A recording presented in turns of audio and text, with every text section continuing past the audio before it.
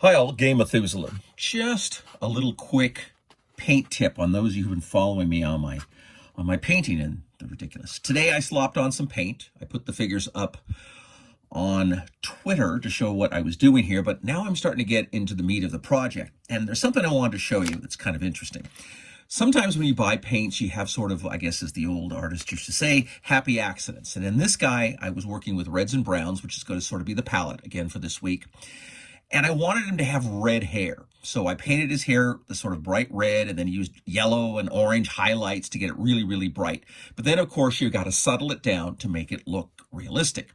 Now, I got this years ago from this company called P3, Formula P3. It's called Brown Ink. It's a really respectable company. I kind of like their products. The problem is when I bought this, I hated it. And the reason, as you can see right here, here it is. This is the brown ink. It's not brown. Well, it's kind of brown.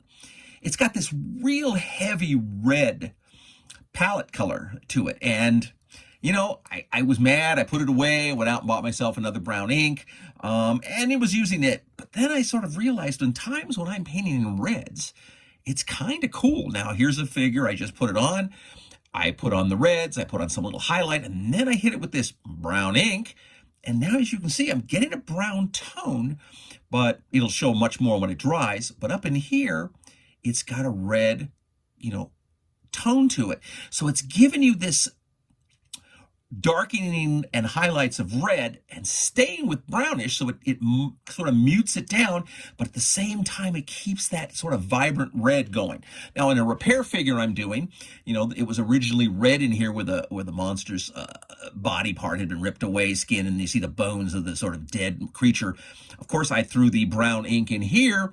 It settles it down, it gives it multiple tones, but it doesn't change the color drastically. It doesn't go from red to brown. Just a quick tip on things to see. I'll show you some of these things as I go. I think they might be boring, but I think sometimes if people are actually watching this to learn things about how things work, it might help. Like this figure here, I'm painting another succubus, and I don't really think this is a succubus. It came out of a special set, and I think it was called Elf Quest, and this was one of the minions. Maybe it's a succubus. I don't know. I didn't read the books. Again, the same situation. So I'm painting the reds. I highlighted this with like some yellowish red, and then I'm now laid the brown ink on, and as you can see, it just tones it down, but keeps all the highlights still sort of in there subtly, and doesn't get rid of the red hue. I thought maybe it'd work on the purple. That was a total fail. So don't try it that way. I'm going to have to mix up some nice purple, the way to mute it down, and maybe just a little dark brown added into the purple ink to allow me to sort of work at it.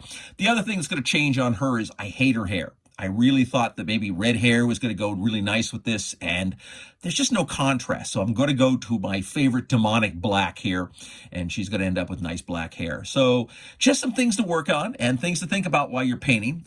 Again, I always like to work in batches because I'm speed painting constantly, and I want to get as much as I can possibly get on the table as fast as I can. And then I always throw some of the pre-painted plastics in the background, and when I'm picking up colors that I need, I'm sort of working on them. So something to look at.